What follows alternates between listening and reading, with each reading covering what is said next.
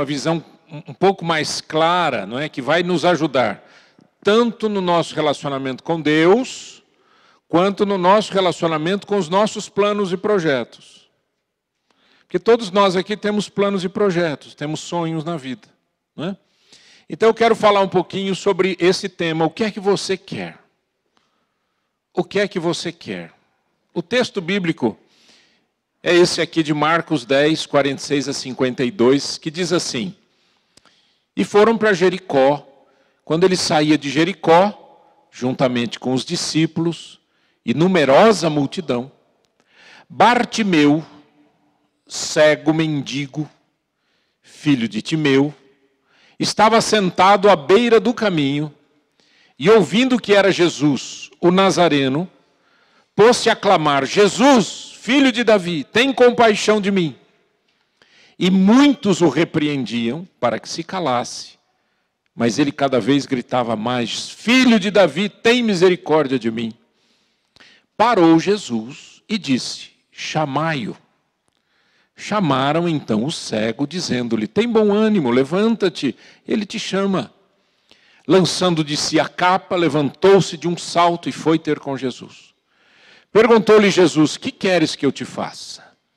Respondeu o cego: Mestre, que eu torne a ver. Então Jesus lhe disse: Vai, a tua fé te salvou. E imediatamente tornou a ver e seguia Jesus, estrada fora.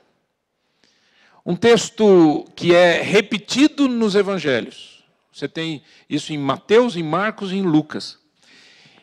E é muito interessante que a gente soube pelo texto que esse homem era um cego, era mendigo, né?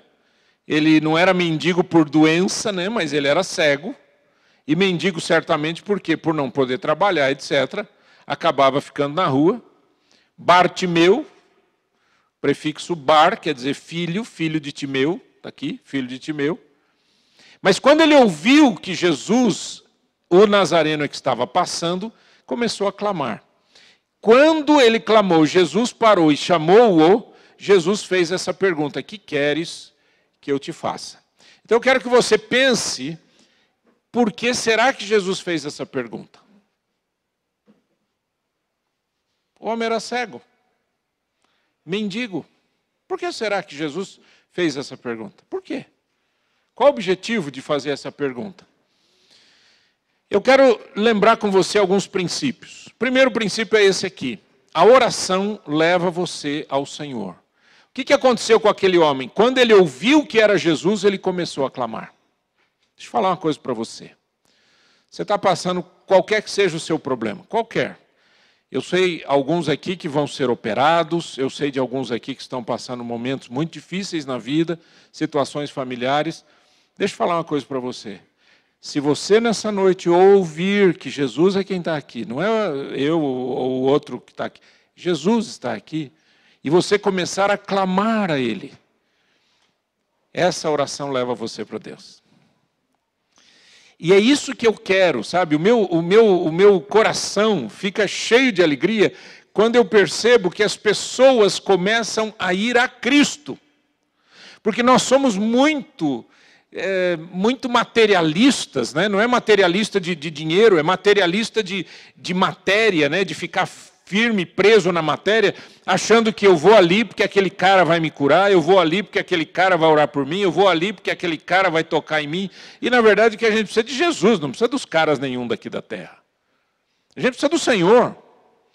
Então o que eu preciso fazer é o seguinte: a oração, o clamor, esse homem clamou por Jesus, esse clamor nos leva ao Senhor. Guarde isso no seu coração. Segundo, os obstáculos na vida são reais, mas nem sempre eles são inimigos da gente.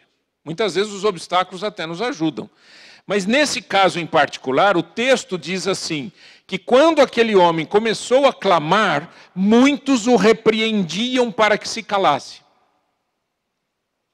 Muitos o repreendiam para que se calasse. Parou Jesus e disse: chamai-o. Chamaram então o cego dizendo: tem bom ânimo, levanta-te, ele te chama.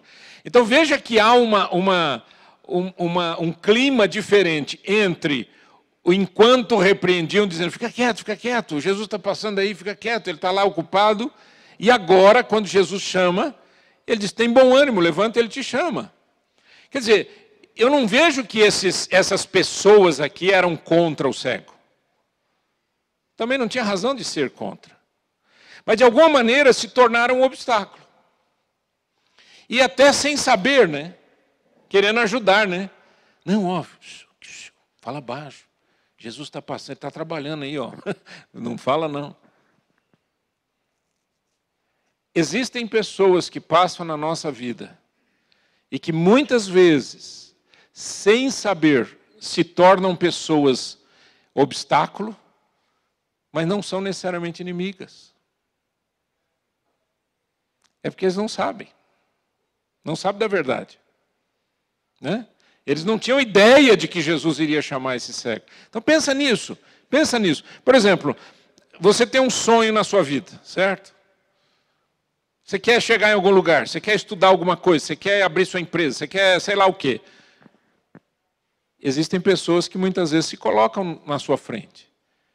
Só que a gente, quando vê isso, a tendência da gente qual é? Ou é brigar com o obstáculo, ou é desistir. Ah, está difícil, eu vou me afastar. O que é que aconteceu com aquele homem?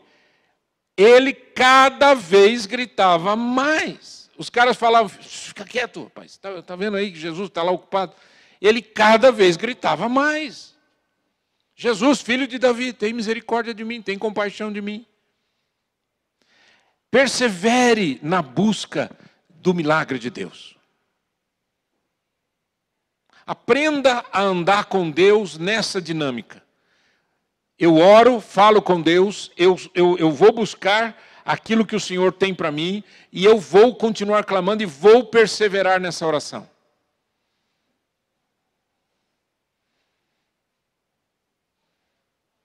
Um dia um rapaz chegou, veio aqui no Palavra de Homem e disse para mim, pastor, você não lembra de mim? Já faz anos. Terminou o culto um dia na igreja tal, o senhor tinha pregado. E eu cheguei perto do senhor e disse, olha, pastor, eu vim aqui, eu preciso de ajuda, eu estou em desespero, que amanhã está marcado o meu divórcio. E ele disse para mim, eu realmente não me lembrava dele. Aí ele disse para mim, quando eu falei disso, ele disse assim, você olhou para mim e disse, há alguma coisa impossível para Deus? Eu devo ter orado por ele, alguma coisa assim, eu não me lembro. E eu falei, e aí, o que aconteceu? Ele disse assim, na segunda-feira, realmente, o divórcio estava marcado, a audiência estava marcada, litigiosa, e foi feito o divórcio na segunda-feira. Aí o advogado chegou para a gente e falou assim, para mim e para minha esposa, agora vocês vão para casa e dividam as coisas, porque é litigioso. Sabe como é que é litigioso? Um garfo para você, uma faca, uma faca. É um negócio chato demais, né? Eu disse, e aí? Ele disse, nós entramos em casa, minha esposa sentou, eu sentei, um olhou para a cara do outro, nós começamos a chorar. Ela olhou para mim e disse, o que é que nós fizemos? E eu falei a mesma coisa. E choramos muito. E eu disse, e daí, o que aconteceu? Ele disse, nós casamos de novo e agora estamos casados. Deus é poderoso para fazer coisas que a gente não enxerga. Veja, esse homem não enxergava Jesus, mas ele ouvia. Aliás, a Bíblia diz que a fé vem pelo ouvir, e o ouvir da palavra de Deus. Se você ouve e crê, e vai a Ele, vai a Cristo, os milagres acontecem. Mas quando você toma a solução pela sua própria força, aí é o perigo. Por quê? Porque você vai encontrar obstáculos.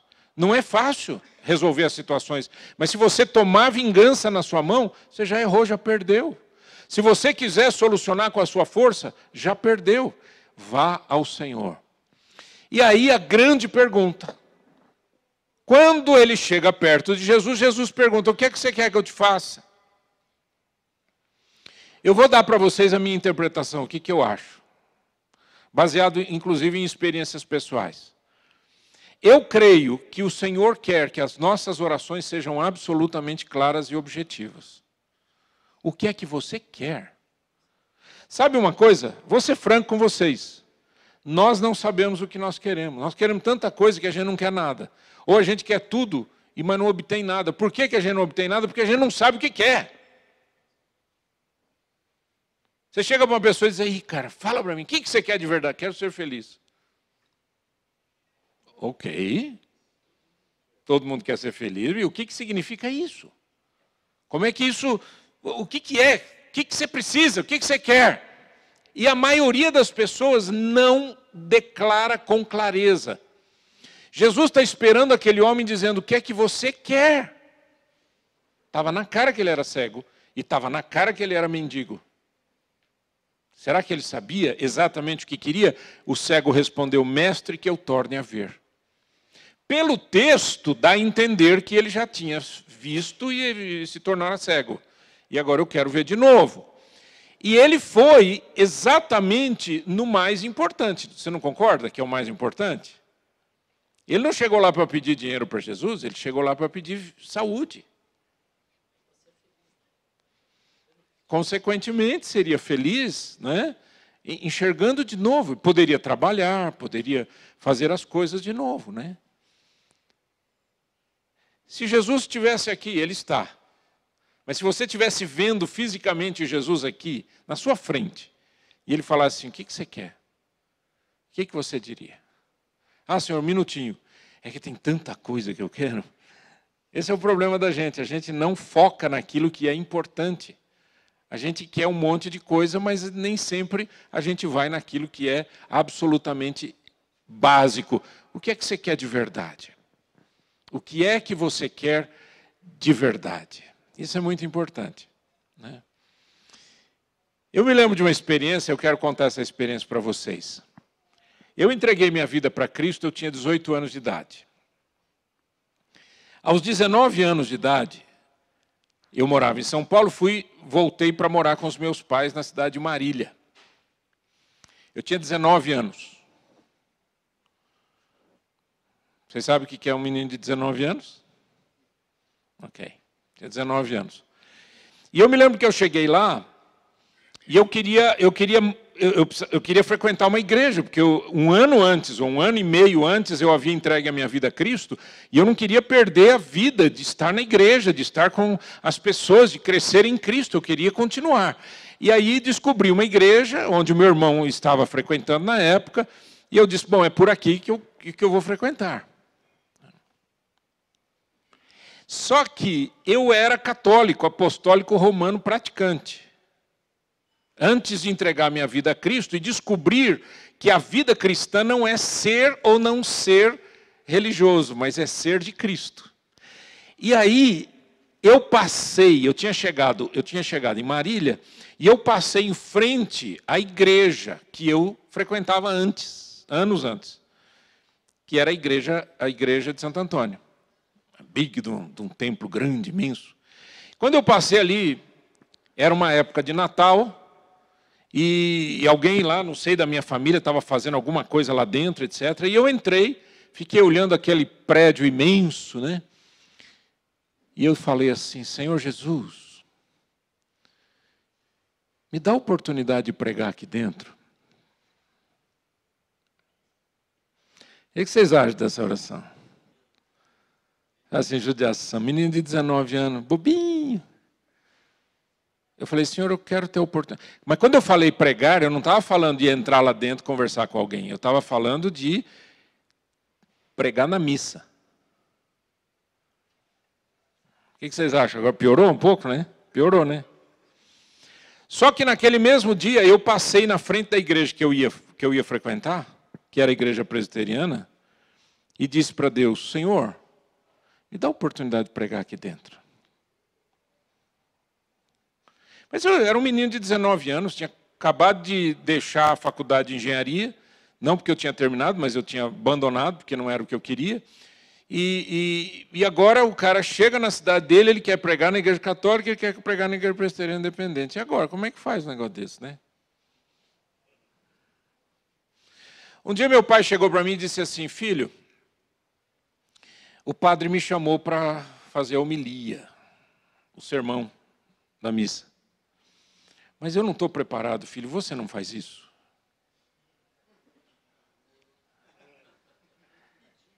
Eu falei, claro que eu faço. Eu não tinha orado? Eu sabia o que eu queria.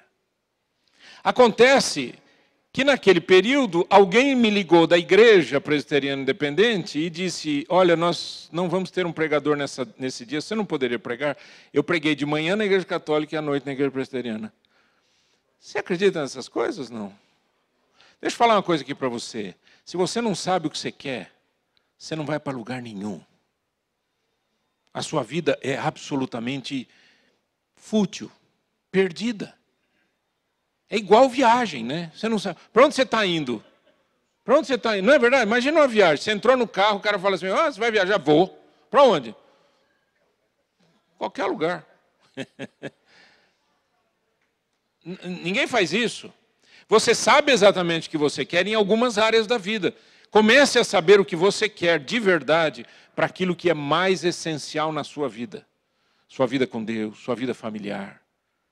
Sua vida financeira é importante, sua vida de carreira é importante. Tem um monte de coisa importante na vida. Mas a gente tem que saber o que quer. Porque se você não sabe o que quer, você não sabe nem pedir. É por isso que quando a gente vai orar, a gente fala assim, ó Deus, abençoa a minha vida. Ó Deus, abençoa o mundo. Ó Deus, abençoa a China. Abençoa, Senhor, o Brasil. Abençoa, Senhor, as pessoas. Abençoa os pobrezinhos. Não é assim que a gente ora?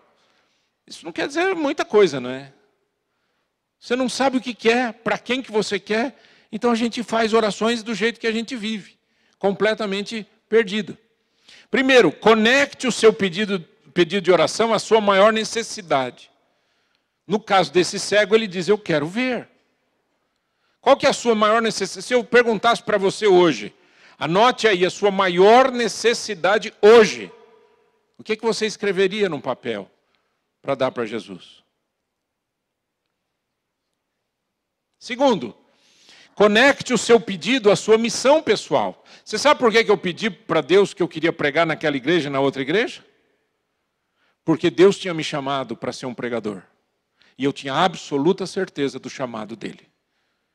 Esse chamado era para eu viver isso aqui, ó. Fiel é o que vos chama, o qual também o fará. Deus vai fazer aquilo para o qual você foi chamado, mas você precisa primeiro ter consciência do seu chamado. Ah, pastor, eu não tenho chamado nenhum, isso é coisa de pastor missionário. Eu não estou falando disso. Eu estou falando que todo aquele que ama Jesus Cristo tem um chamado. Só que é um chamado, sabe para quê? Para viver a vida cristã da melhor maneira possível, no lugar onde você mora, no lugar onde você habita, fazendo o que você faz, com a profissão que você tem, com a família que você tem. É isso que você tem que aprender a ser cristão desse jeito. A gente divide a vida, né? A gente fala assim, pois daqui eu vou para a igreja, aí eu saio da igreja, eu vivo igual um inferno, né? Igual o diabo. Não. A sua vida com Cristo é 24 horas por dia, 7 dias por semana. Todos os dias. Qual é o seu chamado? Qual é a sua missão de vida? A sua missão de vida. Eu pergunto para as pessoas isso. Qual que é a sua missão? O cara olha para mim e fala assim, eu sou engenheiro. Não, essa é a sua profissão. Qual que é a sua missão? Ah, eu trabalho na empresa tal. Não, isso é onde você trabalha. Qual é a sua missão? Ah, você sabe que eu nunca pensei nisso? Eu sei, como vive? Entrou no carro e não sabe para onde vai. Como vive? Você precisa saber a sua missão. Qual é a sua missão de vida? Ah, pastor, não tem essas coisas não, porque, sabe, eu já ouvi muita gente falar e tal, mas eu nunca parei de pensar nisso não. Estou vivendo, eu vou vivendo. Ah, eu toco o barco. Mas como toco o barco? Para onde? Quando Jesus me chamou para ser pregador, eu estava na faculdade de engenharia. Então, quando eu pedia para o Senhor, e sempre pedi isso, Senhor, eu quero pregar aqui, quero pregar ali, o Senhor me dá a oportunidade disso, daquilo, era convicção plena de que isso cumpriria o meu chamado de ser um pregador. 19 anos de idade. Eu não tinha entrado no seminário ainda. Se Deus te chamasse agora, fizesse uma pergunta, o que é que você quer? O que é que você responderia? Deixa eu falar um pouquinho sobre como a gente faz para a gente definir metas na vida. Porque um pedido de oração é uma meta. Eu vou usar agora uma linguagem mais corporativa, tá certo? Mas a ideia é a mesma. Que se eu chego para você e diz, quais metas você tem? Eu quero um carro novo, eu quero uma casa assim, eu quero não sei o que disso, eu quero viajar para tal lugar, eu quero morar em tal lugar, certo? Coisas que a gente estabelece como metas. Mas quando você vai falar para Deus, é exatamente a mesma coisa. O que é que você quer? Se você não sabe o que quer, o que você vai pedir? Então eu vou te ajudar a entender como que a gente define metas. Vamos nessa? Vocês vêm comigo? Sim ou não? Fala sim aí, vai. Só tem homem aqui dentro, gente. Que negócio é esse? Vocês já ouviram falar disso aqui, não? Já, né? Vamos falar um pouquinho, rapidinho sobre isso. Isso daqui é uma técnica de você estabelecer uma meta. Essa é uma palavra inglesa, né? Mas que não é o sentido da palavra, não é que quer dizer alguma coisa, mas sim é um acrônimo. Cada letra tem um significado, né? E o significado é esse. Primeiro, o S, de em inglês, specific, específica. O que é que você quer fazer? O que é que você quer alcançar? O que é que você realmente deseja? O que é que você quer? Enquanto você não define o que você quer, você não sabe para onde ir. Enquanto você não define o que você quer, você não sabe fazer oração. Enquanto você não define o que você quer, os seus dias são dias que passam por você. Você não constrói nada. Você não transforma a história. Você não abre caminhos, não abre estrada. Você só vai viver. Então, a primeira é específica. O que você deseja?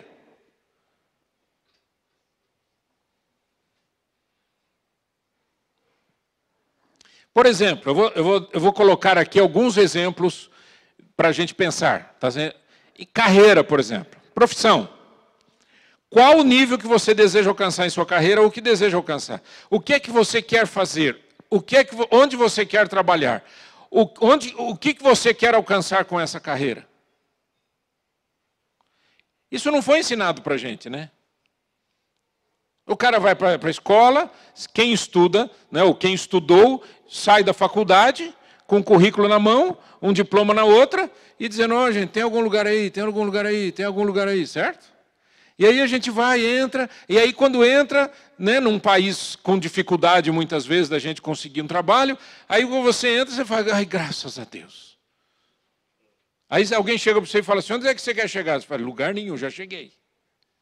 Não me tira daqui, que senão eu perco o emprego. Mas onde você quer ir? Para onde você quer ir? O que você deseja alcançar? Dentro da carreira que você tem. Outro dia uma pessoa chegou para mim e disse assim, o meu marido está numa transição de carreira. Eu falei, que legal. Ele estava trabalhando como funcionário e tal, não entrou em detalhes. E eu falei, mas e para onde que ele está indo? Qual que é o novo momento? Ele falou, o sonho dele é ser marceneiro. Aí eu falei, e onde é que está seu marido? Está aqui, está aqui do meu lado. Eu falei, você, como é que vai, não sei o quê. Bati no ombro dele e disse assim, seja o melhor marceneiro que você conseguir ser. Certo ou não? Nós não precisamos de marceneiro? Nós não precisamos de cozinheiro? Nós não precisamos de engenheiros?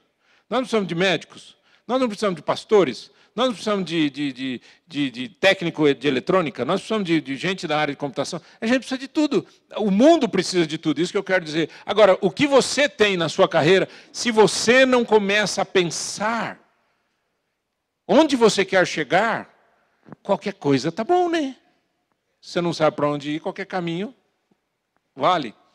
Na área de educação, por exemplo, é uma coisa muito séria. Existe algum conhecimento que você deseja adquirir em particular? Tem gente, por exemplo, que não fez faculdade, mas gosta muito de uma determinada área que não precisa necessariamente fazer uma faculdade, porque a pessoa tem habilidades para aquilo, tem talentos para aquilo, mas precisa estudar um pouco mais em alguma área. Vai estudar. Mas se enquanto você não sabe o que você quer, não é específico. Quais informações e habilidades você vai precisar para alcançar outros objetivos?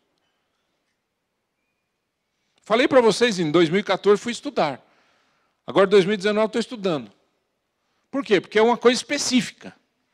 Eu estou ampliando a minha visão em alguma área. Né?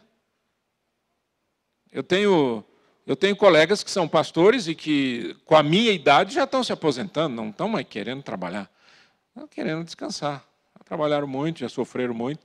Estão querendo dar uma relaxada na vida. Né? E eu estou galgando outras coisas, pensando em outras coisas, sonhando com outras coisas, criando outras coisas. Nossa, eu sei especial. Não, eu sei para onde eu estou indo, só isso. Sou especial coisa nenhuma. Mas primeiro eu tenho que saber o que é que eu quero de verdade, baseado naquilo que Deus me deu. Família, por exemplo. Você quer ser pai? Ou se você é pai, como é que você vai ser um bom pai? Como é que você quer ser visto por um amigo ou por membros da sua família em relação a ser um pai? Por exemplo, falando só de ser pai. Esposo. Tem jovens aqui que não são casados. Tá bom, vai casar.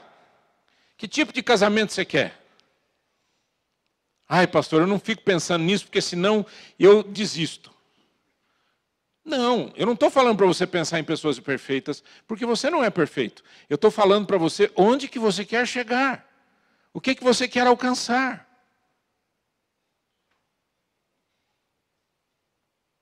Estão entendendo, queridos? Estão acompanhando, sim ou não? Ok. Ação social, por exemplo. Um trabalho social, um trabalho de ajuda ao próximo. Eu quero tornar o mundo um lugar melhor? Como? Ai, rapaz, eu choro toda noite. E tem gente aqui, ó, aqui, que eu conheço e que faz um trabalho social maravilhoso. Desenvolve um trabalho junto com uma equipe, é cesta básica para lá, é ajuda social para cá, é área de educação aqui, é a área de aconselhamento ali. Quer dizer, alguma coisa você precisa saber como. Então, esse é o S. Qualquer coisa que você queira tem que ser específica. Tira da sua linguagem palavras genéricas. O que você quer? Ah, eu quero ser uma pessoa melhor. Agora você vai ver que fica complicado, porque o M do SMART é mensurável. Ou seja, como que você vai saber que você chegou lá? Você diz assim, eu quero fazer um mestrado. Tá, você quer fazer um mestrado, então a gente sabe que quando você entrar no mestrado, você chegou lá, certo? Eu quero estudar mais. Isso. Abrir o livro em casa, estudar 2 horas por dia, ir para a escola. O que você quer? Então tem que ser mensurável. Eu quero uma família melhor. Como é que você vai medir que a sua família melhorou?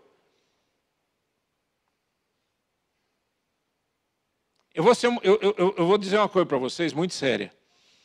A maioria, presta atenção no que eu estou falando. Isso aqui, ó, essa linguagem, alguns de vocês que falaram, eu conheço essa linguagem, é porque trabalham em empresas que ensinaram isso. Ou que foram para a faculdade e aprenderam isso. Agora, a maioria das pessoas não sabe fazer isso aqui.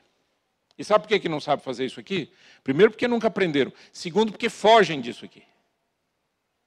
É mais fácil você falar coisas genéricas e se esconder por detrás do seu fracasso. Não deu certo. Eu acho que não era para dar. Gente, essa não é a linguagem de cristão. Eu não sou fatalista. Fatalista que diz assim, não deu, não era para dar. Isso é fatalismo. Isso é quem acredita em destino. Isso é quem acredita que tem um mapa escrito assim, que você tem que andar em cima do mapa. Deus nos deu a liberdade de escolher coisas boas e coisas ruins. O mundo está do jeito que está, infelizmente, porque as pessoas estão escolhendo coisas ruins. Mas você pode escolher coisa boa. Então, se você vai escolher uma coisa boa, a pergunta é, como é que você vai saber que você chegou lá? Terceiro, o A do SMART, atingível. Tem que ser alguma coisa que está na minha mão para fazer. Até hoje se brinca muito com concursos de Miss. Até em filmes, né? Porque toda Miss que se preza, quando ela está falando alguma coisa, respondendo as perguntas lá, ela vai dizer que o que ela mais deseja no mundo é a paz mundial. Essa é uma frase assim, que é uma brincadeira que todo mundo fala, né? Toda Miss quer a paz mundial, né? Mas a paz mundial é atingível pelas suas mãos? Mas a paz da sua casa é. Ai, pastor, eu sou um cara muito iracundo. Qualquer coisa triscou, eu já saio pegando fogo. Mas sabe, eu sou assim. Não, você não é assim, você ficou assim. Você pode ser diferente. Então, se Jesus olhar para você, como ele olhou para o Bartimeu e disser, o que é que você quer? O que você diria? Senhor, controla a minha mente, controla meu coração, controla a minha boca. Eu quero ser um homem que diga palavras de bênção para minha casa, para minha família, para os meus filhos. Faz sentido o que eu estou falando para vocês? Sim ou não? Sim. Amém. Sabe por que eu pergunto, né? É quando eu começo a perceber que a pizza começa a baixar muito no estômago e vai baixando o farol. Não o farol. O farol, assim, começa a dar aquela piscada, ou senão o cara fixa os olhos em mim, mas já morreu, já foi, já não tem mais nada. Não tem vida, não tem nada. Ele só fixa os olhos ali e fica assim, né? Então eu pergunto que é para dar aquela... Está vendo como eu sei que eu quero? R tem que ser realista, ou realístico, essa meta. Você pode alcançar isso de verdade? Ou é uma fantasia? Ou você está pensando numa coisa que... o que você gostaria?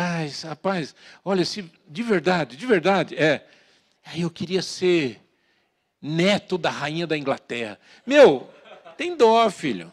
Tem dó, mas nem sonhando. Mas nem dormindo. Não vai dar certo. Quer dizer, não é realista. Não existe. É mentira. Larga a mão. Tira da tua cabeça isso. Certo ou não?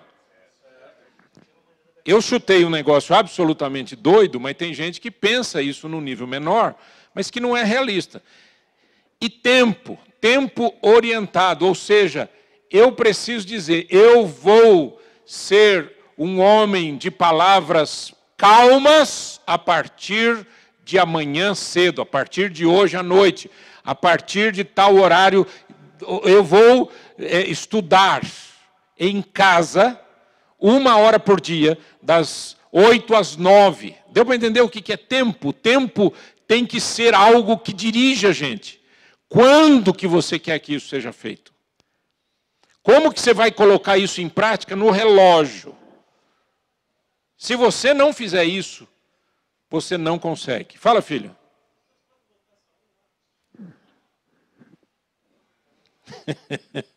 Voltei. Tudo bem? Vamos lá, belezinha. Deu para entender o que é o tempo, querido? Sim ou não? Ponha prazos, mas não é só o prazo de alcance, é o prazo de acontecer. Por exemplo, daqui a pouco vocês vão embora para casa, eu também. Eu vou para a minha, vocês vão para a sua, faz favor, cada um na sua, tá? Então, eu vou para a minha casa, certo? Vamos imaginar que eu diga assim, puxa, eu saí de casa puxa, eu falei uma coisa para a Vera que não foi legal, etc. Ok? Aí eu estou aqui orando e tudo, e Jesus olha para mim e diz, filho, olha o que você fez. E eu digo, é verdade, Senhor, eu errei, eu vou chegar em casa, eu vou sair daqui, quando for 8 e tanto, que eu vou chegar mais ou menos em casa, eu vou chamar minha esposa, vou sentar com ela, vou conversar com ela, vou pedir perdão, e vou orar e vou dormir.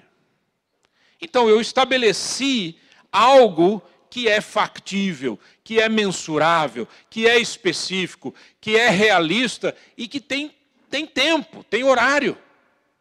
Por exemplo, a Bíblia diz assim: irai-vos e não pequeis. Não se ponha o sol sobre a vossa ira. Vocês entendem esse versículo ou não? Ah, na Bíblia está escrito que é para a gente ficar irado, por isso que eu estou irado. Não, a Bíblia não está dizendo isso. A Bíblia está dizendo o seguinte: a ira é uma reação absolutamente biológica. Se você sair daqui agora e vir uma pessoa batendo na outra ali na esquina, você sai correndo sem pensar e vai socorrer. Essa é a ira. A ira faz isso. A adrenalina é jorrada dentro do seu sangue e você se torna uma pessoa, sabe, que você só não voa. Mas ira é isso. Ira não é ficar nervoso simplesmente. Ira é uma reação biológica contra a injustiça. Agora, a Bíblia diz: irai-vos e não pequeis. Qual que é a linha que divide aquela reação do pecado? É a intenção das coisas. É o momento em que eu saio daquele momento biológico, aquele sangue, aquele corpo cheio de adrenalina, para parar e pensar e dizer: um minuto, respire, não peque contra Deus. Mas aí o texto continua e diz: não deixe o sol se pôr sobre a vossa ira. O que quer dizer isso? Traduz para mim. Não deixe para amanhã. Não deixe que a ira continue. Não deixe que essas coisas piorem. Resolva! Agora, quando que ele fala para resolver? Tem tempo. Qual que é o resultado, o horário? Antes do sol se pôr. 6 horas da tarde, 6h30, 7, 7h15, sei lá. A hora que o sol se puser, eu preciso, até antes disso, eu preciso resolver as questões. Eu não posso carregar essa ira. Então a pergunta fica: o que é que você quer? Fique em pé. Vamos orar. Se você ainda não entregou sua vida a Cristo, olha aqui para mim. Olha aqui para mim. Olha aqui para mim. O que é entregar a vida a Cristo, pastor? Entregar a vida a Cristo, filho, é quando você reconhece que Jesus Cristo morreu na cruz por você, que Ele ressuscitou e vivo está, e que você pode ter um relacionamento com Ele. Isso é entregar a vida para Jesus. Entregar a vida para Jesus não é ir naquela igreja, naquela outra. Tem gente que vai nas igrejas a vida inteira, quando morrer vai para o inferno. Entendeu? Por quê? Porque a vida não mudou, o coração não mudou. Quando eu entreguei minha vida para Cristo, mudou tudo dentro de mim. Por quê? Porque eu passei a viver para Cristo, eu passei a obedecer a Cristo. Não é? E isso não me faz uma pessoa perfeita, mas me faz uma pessoa no caminho da perfeição. A diferença é essa. Mas o que eu e você precisamos é dar o coração para Jesus. Porque se Jesus não tem o seu coração, Ele não tem tudo. Olha aqui para mim. Se Deus não tem 100% da sua vida, Ele não tem nada. Ah, mas Ele não é Deus? Ele é Deus, mas você não entregou. Não, eu já dei uns 50%. Não entregou nada. 99% não entregou nada. Ou é tudo, ou é nada. Abre o seu coração nessa hora. O que é que você quer? De verdade. Eterno Deus, em nome de Jesus Cristo, a minha oração, clara, objetiva, smart, é chegar na tua presença e dizer: Jesus, salva homens nesta noite.